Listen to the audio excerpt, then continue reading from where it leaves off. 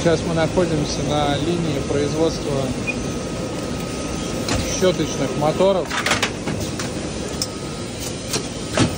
Сейчас происходит намотка.